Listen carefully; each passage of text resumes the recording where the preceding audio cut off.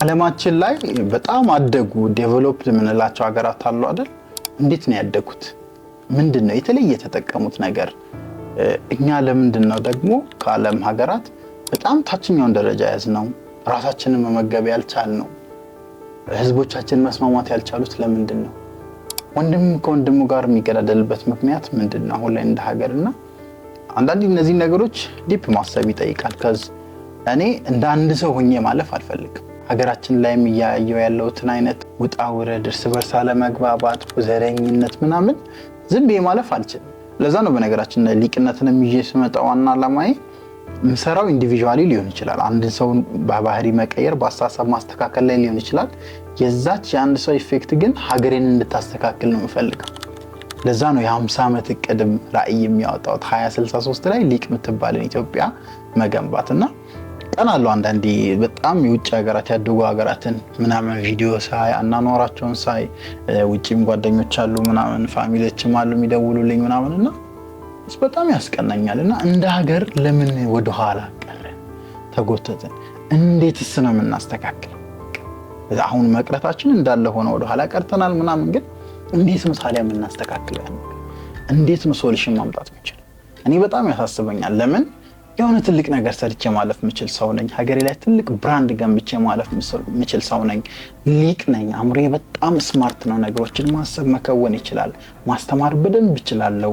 ብዙ ሰዎች እንዲቀየሩ ማድረግ በቃ ተስጠው መክሊቱ አለኝና ይሄን ፖቴንሻል ይዤ ዝም ብዬ መቀመጥ በጣም ሼም አንዳንዴ ያስይዘኛልና ለዛ ነው ሊቅነትን ብዙ ጊዜ በሶሻል ሚዲያ በሁሉም ሚዲያዎች ላይ ማጋራው። ገንዘብ ምናምን ስለሚያስገኝልኝ ሳይሆን እኔ እንደ ሊቅነት ሊቅ የሆነ ቦታ ይገባኛል ብዬ ስለማምን፣ አንተ እንደ ሰው ተከብረ ቦታ ተሰጥቶ በትክክል መኖር ያለብን አቅም ችሎታ አውጥተ እንድትኖር ስለምፈልግ ሁላችንም ያ ህይወት ይገባናል ብዬ አምናለሁና ሊቅነትን በዋነኝነት 3 ነገሮች ላይ ነው የሚያተኩረው። ይሄን እንድታደርጉ የሚያግዛችሁ ላይ ማለት ነው። የመጀመሪያው እንግዲህ ሁሉም ሰው በተፈጥሮ ይዞ የሚመጣው ችሎታ ፖቴንሻል አለ ብዬ አምናለሁ። እኔ የሁላችንም ይለያያል። ለምሳሌ አንተ ይሄን ቪዲዮ የምታየው ምርጥ አካውንታንት ልትሆን ትችላለህ። እኔ በስራዬ አሁን ላይ ምርጥ ትሬኒንግ እና ኮችንግ የሚሰጥ ሰው ነኝ። አንዱ በሌላ ሙያው ደግሞ ምርጥ በሙዚቃ ሰዎችን ማዝናናት የሚችል አቅም ችሎታ አለውና እያንዳንዳችን ውስጥ እንደዚህ አይነት የተቀመጡ መክሊቶች፣ ችሎታዎች፣ አቅሞች አሉ ብዬ አምናለሁ። እነሱን የምናወጣበት አስተምሮት ያስፈልገናል ብዬ አስባለሁ። ይህን ከየት ነው ያመጣሁት? በጣም ጥናቶችን ሪሰርቾችን ሰርቻለሁና ሳይ የሰው ልጅ አብዛኛውን ጊዜ ኤዱኬሽናል ፕሮግራም ውስጥ እናልፋለን። አሁን ዘመናዊ የምንባል ሰዎች ከኬጂ ጀምሮ እንማራለን፣ አንደኛ ሁለተኛ ምናምን እያልን እንማራለን። ስንማር ግን ኤክስተርናል ነገሮችን ነው የምንማረው፣ ወይም ውጫዊ የሆኑ ነገሮች። ይሄ ስለኛ፣ ስለ ባህሪያችን፣ ስለ አእምሯችን፣ ስለ አቅማችን፣ ስለ ችሎታችን ማንም አያስተምረንም እና ያን ክፍተት ነው ያየሁት እኔ። ሊቅነት ዋናው ፎከስ የመጀመሪያው ፖቴንሻል ላይ ማይንድ ሴት ላይ ስንል የሰው ልጅ አእምሮ የሚባል ትልቅ ችሎታ፣ ትልቅ በቃ ዓለምን መቀየር የሚችል ካፓሲቲ ያለው ማሽን አንገቱ ላይ እንዳለ አምናለሁ። ያን አእምሮ ማወቅ ደግሞ ፖቴንሻሉን በትክክል መጠቀም እንደሚያስችል እና እንዲችል እንደሚያደርገው በሙሉ ልቤ አምናለሁ። ያን ራሴ ላይ ፕራክቲስ ማድረግ ነው መጀመሪያ የፈለኩትና ማሽኖች ጋር ሲሰራ መኪና ላይ ጋራጅ ውስጥ ምናምን ግቢ ያለው ዩኒቨርሲቲ ያለው ከልጅነት ጀምሮ ሰራለሁና እንዴት እንደተሰሩ እንዴት ቢውልድ እንደተደረጉ ሳስብ የሆነ ትክክለኛ አቅሙን ያወቀ ሰው ነው ያን ማሽን ሊሰራ የሚችለው። ትክክለኛ አቅሙና ጉልበቱን የተረዳ ሰው ነው ያን ሶፊስቲኬትድ የሆነ አውሮፕላን እንዲበር የሚያስችልን ቴክኖሎጂ፣ ካልኩሌሽን፣ ፎርሙላ፣ ዲዛይን አምጥቶ ሊሰራ የሚችለው። ስለዚህ እያንዳንዱ ሰው በተለያየ መስኩ የራሱ አቅምና ችሎታ አለው። ያን አቅምና ችሎታ እንዲያወጣ የሚያግዘው ግን ትምህርት ያስፈልጋል፣ አስተምሮት ያስፈልጋል። ደብድበን አናወጣው፣ መክረን ብቻ አናወጣውም ያን ትልቅ አቅምና ብቃት። ስለዚህ አስተምህሮት ያስፈልጋል። ምን የሚባል ሊቅነት የሚባል የኔ ዓላማ ያ ነው፣ የኔ ሜን ጎል ያ ነው። ስለዚህ አንቺ ይህን ቪዲዮ ስታዩ የሆነ አእምሯችሁ ውስጥ፣ አቅማችሁ ውስጥ፣ ችሎታችሁ ውስጥ በተፈጥሮ የተሰጣችሁ በፕራክቲስ ያመጣችሁት ከቤተሰብ የወረሳችሁት አይዶን ነው የሆነ ስኪል፣ የሆነ ሙያ፣ የሆነ ፖቴንሻል አለ። ግን እንዴት ነው ማውጣት ያለባችሁ? you have to learn። ያን እንዴት መጠቀም እንዳለባችሁ መማር አለባችሁ። ስለዚህ ሊቅነት ፓኬጁ የመጀመሪያ ፎከስ አድርጎ አስተምህሮታችን ያየው ያን ነው። ሁለተኛ ላይ ሊቅነት ላይ ስንመጣ የምናተኩረው እንግዲህ ከማይንድ ሴትን ፖቴንሻል አንድ ሰው ካወቀ በኋላ ያን ፖቴንሻልና አቅም ሊድ ወደሚያደርግበት ካፓሲቲ ማምጣት፣ ሊደር መሆን እንዲችል፣ ሊደር ብቻ ሳይሆን ምሳሌ መሆን የሚችል ሰው ማድረግ አንተን አንቺን እኔን እያንዳንዳችንን which is የኔ አቅም የኔ ኮቺንግ የኔ አቅም የኔ ችሎታ ትሬኒንግ ከሆነ ኮች ማድረግ ከሆነ ማስተማር ከሆነ አንተን እኔ በማስተምረው ነገር ውስጥ ለብዙ ሰዎች ሞዴል መሆን መቻል። አሁን እዚህ ስቴጅ ያላችሁ ሶሻል ሚዲያ ላይ ሞዴሎቻችን በጣም የሚያሳዝኑ ናቸው። ቂጣቸው የሚያወዛውዙ ሰዎች ናቸው። የሆነ ተራ ነገር ቀልድ የሚቀልዱ ፌዘኞች ናቸው፣ ተሳዳቢዎች ናቸው። ህፃናት የሚያዩቸው ሞዴል ብለው ምናምን ደንተና ለሆን የሚሏቸው በጣም ሼምፉል። ሊቅነት ላይ ስንመጣ ግን እንደዛ አይደለም።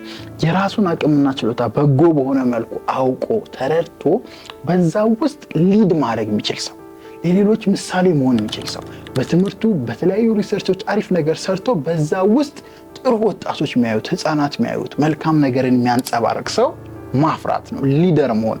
ሊቅነት ላይ እንደ መስፈርት እኔ የማስቀምጠው ቢያንስ 1 ሚሊዮን ሰዎችን ዳይሬክትና ኢንዳይሬክት በሆነ ወይ ተጽዕኖ ማሳደር የሚችል ሰው ነው ማስቀምጠው። እኔ ለምሳሌ ካስቀመጥኩ በኋላ ሊቅነትን በነገራችን ላይ አፕላይ አድርጋለሁ።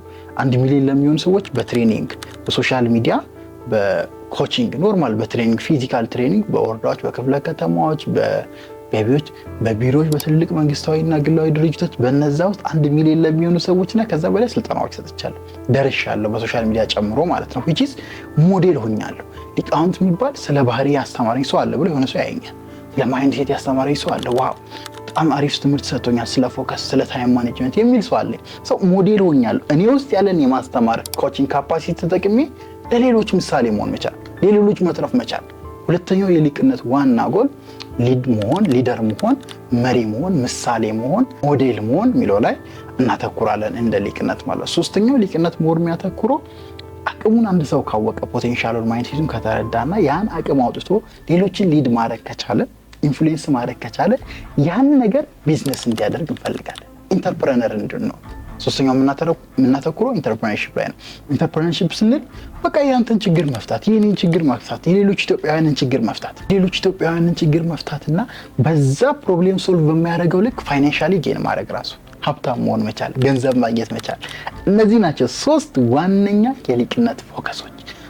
እነዚህን 3ቱን ያሟላ ሰው አቅሙን ችሎታውን በደንብ ያወቀ የተረዳ ያን አውቆ በመልካም በበጎ መልኩ ለሚሊዮኖች ሞዴል መሆን የቻለ ያን ሞዴል የሆነበትን ነገር ቢዝነስ አድርጎ ገንዘብ አድርጎት ሌሎችን በማገዝ በገንዘብ ራሱን ያሳደገ ሀብታም የሆነ ቤተሰቡን የሚያግዝ ሰው መፍጠር ነው የሊቅነት ዓላማ። እነዚህን 3ቱን ነገሮች አንድ ሰው ሲያሟላ የህይወቱ ሊቅ የሚባል ማዕረግ ይሰጠዋል። የህይወትህ ሊቅ የሌላ ነገር አይደለም፣ የሌላ ትምህርት አይደለም፣ የህይወታችሁ ሊቅ መሆን። በቃ ሊቅነት ዋና ትኩረቱ ነው አንተን አንቺን የህይወታችሁ ሊቅ ማድረግ። ያም ማለት አቅማችሁን ችሎታችሁን በሊቅነት አስተምሮት ማወቅ መረዳት፣ ያን አቅምና ችሎታ ለሚሊዮኖች ፖዚቲቭ በሆነ ወይ ሞዴል በመሆን ምሳሌ በመሆን ተጽዕኖ መፍጠር መቻል፣ ሌሎችን ማገዝ፣ ሌሎችን መርዳት። ያን የምትረዱበትን ነገር ቢዝነስ አድርጋችሁ ገንዘብ አግኝታችሁ ሀብታም ሆናችሁ ራሳችሁን ሀገራችሁን ማበልጸግ። ያ ነው የሊቅነት ዓላማው። ወደ የሊቅነት ቤተሰብ ሁኑ። ረጅም ዓመታችን ነው እየሰራን፣ አሁን ላይ ሞል ሶሻል ሚዲያ ላይ ፎከስ አድርጌ እየሰራው ነው። ዋናው መስራቹ ያው ታላቁ ሊቃውንት ሊቅነት እኔው ራሴ ነኝ። ረጅም ዓመታት የለፋውበት ሲስተም ነው። እንደ ሀገር መቀየር ከፈለገ ብዙ ያደጉት ሀገራት የደረሱበት ቦታ መድረስ ከፈለግን ሊቅነት ምርጡ መንገድ ነው ብዬ አምናለሁ። ፖለቲካ ከሃይማኖት የጸዳ ነው። ምርጡ የሊቅነታችሁ የህይወታችሁ ሊቅ የምትሆኑበት አሪፍ ማንነታችሁን በህይወት ኖራችሁ የምታልፉበት ሲስተም ሊቅነት ነው። ፋሚሊ ሁኑኝ፣ ቤተሰብ ሁኑኝ። በቀጣይ አስተማሪ የባህሪ ለውጥ የማይንድ ሴት ትምህርት እመለሳለሁ። ታላቁ ሊቃውንት ሊቅነት ነበርኩኝ። ቻው።